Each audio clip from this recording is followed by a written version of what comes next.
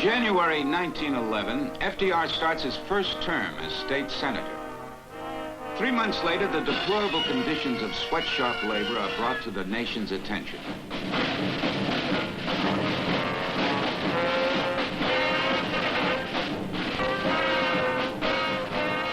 148 persons, mainly women and children, are burned to as the fire sweeps through the city.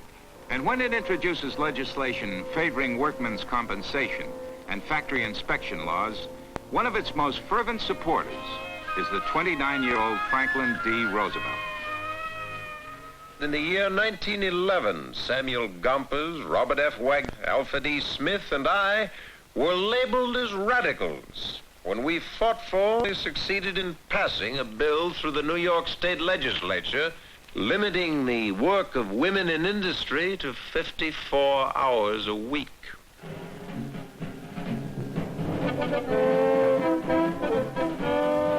As the 1920s, the federal government continues to give labor scant recognition.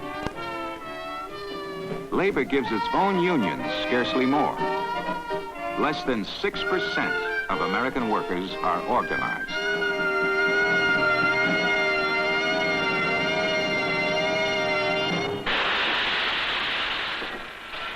Over the years, F.D.R.'s convictions grow stronger that workers have rights which should be protected by law. In 1928, he becomes governor of New York. I call for legislation to guard the toilers in the factory and to ensure them a fair wage and protection from the dangers of their trades, to compensate them by adequate insurance for injuries received while working. When F.D.R. assumes the presidency in 1933, he begins by making an unprecedented appointment. As his Secretary of Labor, F.D.R. appoints the first lady cabinet member in history, Frances Perkins. To a reporter who asks whether she will not find her sex, Miss Perkins replies, "Only in climbing trees." Most important single concept is the idea of keeping up the wage earner purchasing power. For without high wage earner purchasing power, we cannot maintain business or industry or our population in the way in which American standards demand. The overwhelming majority of the workers of America understand, as do the overwhelming majority of employers of America, that this is no time to seek special privilege, undue advantage, or personal gain, because we face today a crisis. To assist economic recovery by raising the buying power of the American worker, F.D.R. sponsors the passage of the National Industrial Recovery Act. I seek definitely to increase the purchasing power of the American people. Your government hopes that the building up of wages and the shortening of hours will result in an increase in the number of persons employed. Workers are here given a new charter of rights, long sought and hitherto denied. Buried in the heart of the NRA is Section 7A, which grants the right to labor to bargain collectively.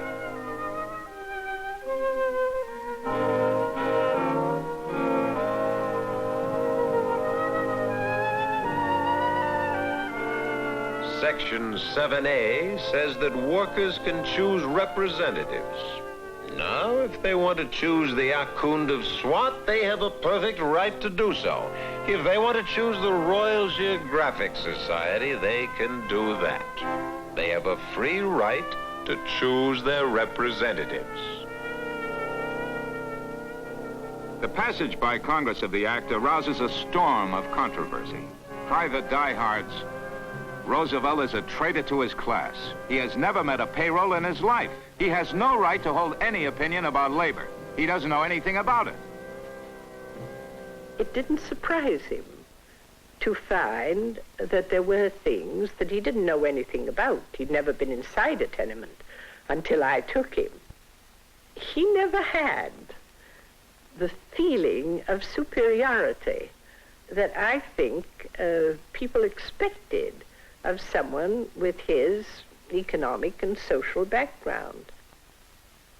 As the days roll by, it becomes increasingly clear that 7A is too vague. The rights of labor are not always recognized by industry. Labor becomes more impatient. Fellow workers, we want peace and prosperity in this country here. That's what we're fighting for, and that's what we're going to have.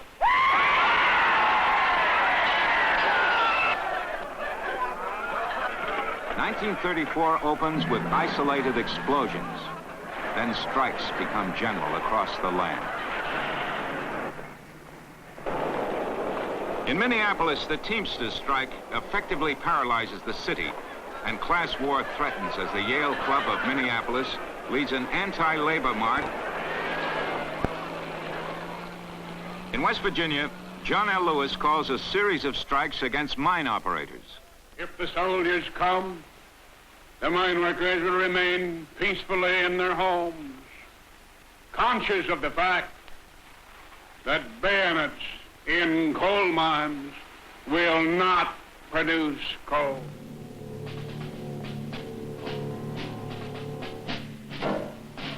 Our industrial recovery has been to some extent retarded by strikes. I would not minimize the inevitable losses to employers and employees and to the general public through such conflicts. But I would point out that the extent and severity of labor disputes during this period has been far less than in any previous comparable period.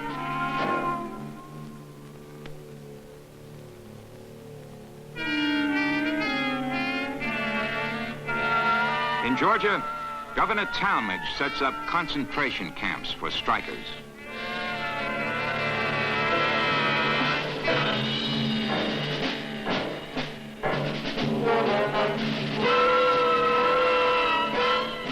In New England, a textile trade journal says, a few hundred funerals will have a quieting influence.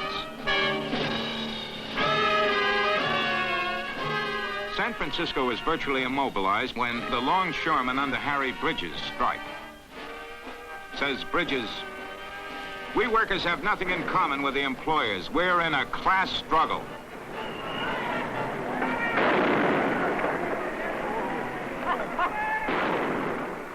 In the San Francisco strike, a lot of people completely lost their heads and telegraphed me, for God's sake, come back. Everybody demanded that I sail into San Francisco Bay, all flags flying and guns double-shotted, and end the strike. They went completely off the handle. Labor has got to learn by going through the actual processes and not by interference from the federal government or from the president or from United States troops.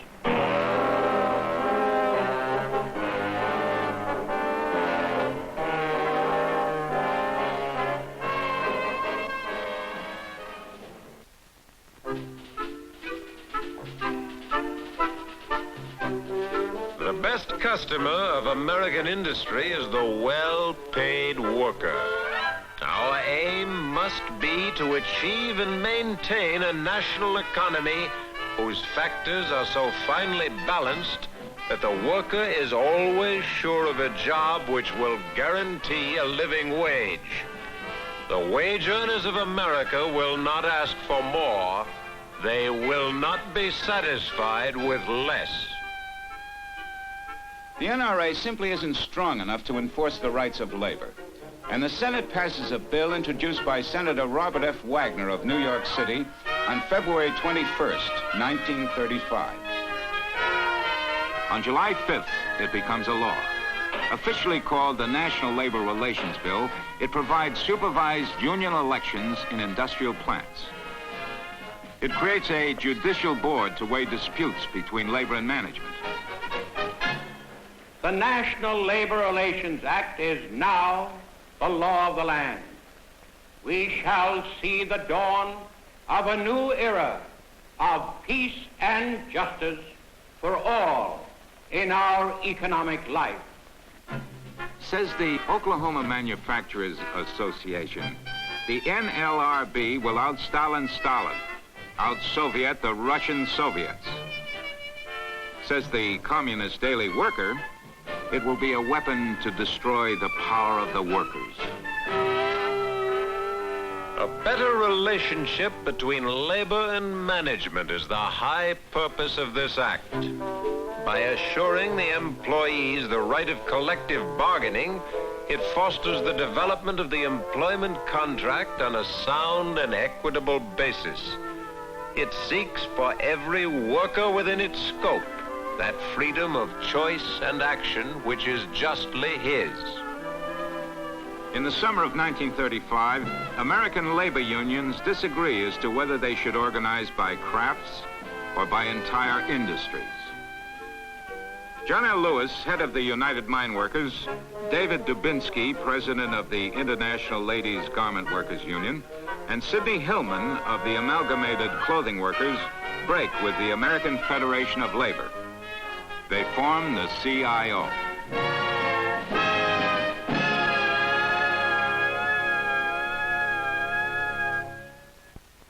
F.D.R. is careful not to alienate either of the warring labor factions.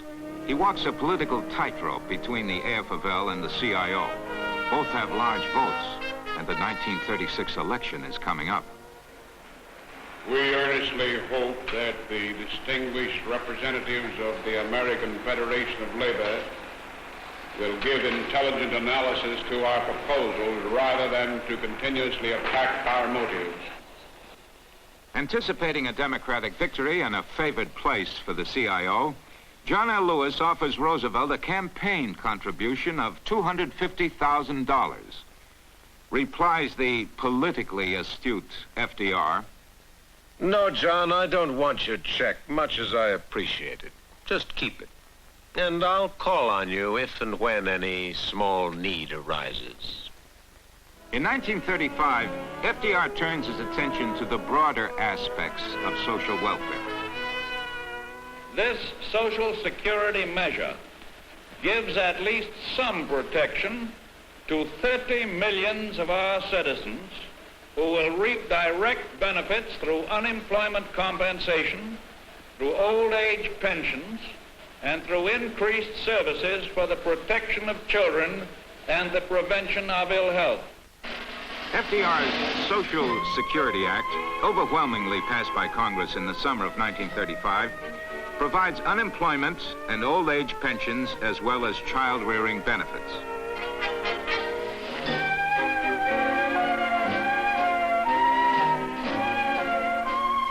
The National Association of Manufacturers calls the act the ultimate socialistic control of life and industry. If, as our Constitution tells us, our federal government was established, among other things, to promote the general welfare, it is our plain duty to provide for that security upon which welfare depends. Strengthened by favorable legislation and F.D.R.'s sweeping victory in 1936, the labor movement introduces a new form of strategy, the sit-down strike.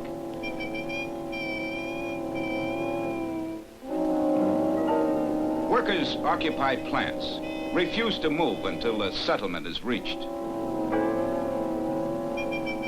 Labor was having its labor pains. It was just beginning to find its power under the new impetus of favorable legislation and the sympathetic government. It had not quite grown up to such power. Industrial plants build up arsenals of gas bombs, machine guns, and rifles.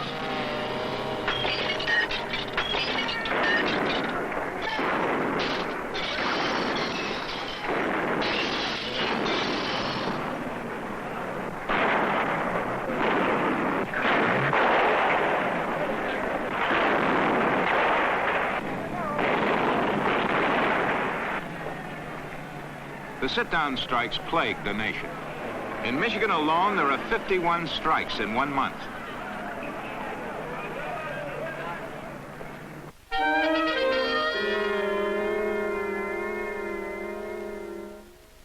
In Flint, Michigan, Walter Reuther resists a 44-day siege of United Auto Workers at the Chevrolet plant.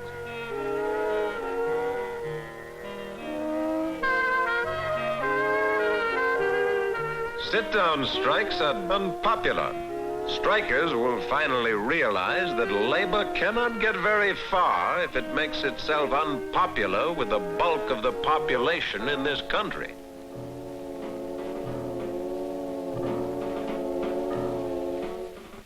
The struggle in the automobile industry will be fought to a finish. Labor will determine in this issue whether or not collective bargaining, in the accepted sense of the word, will be established in the automobile industry.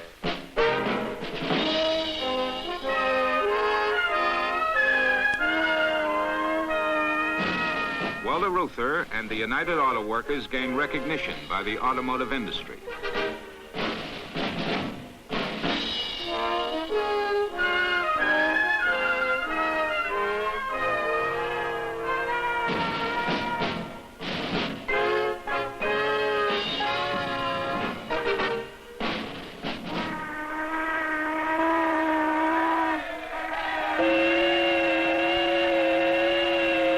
The last of the basic New Deal acts.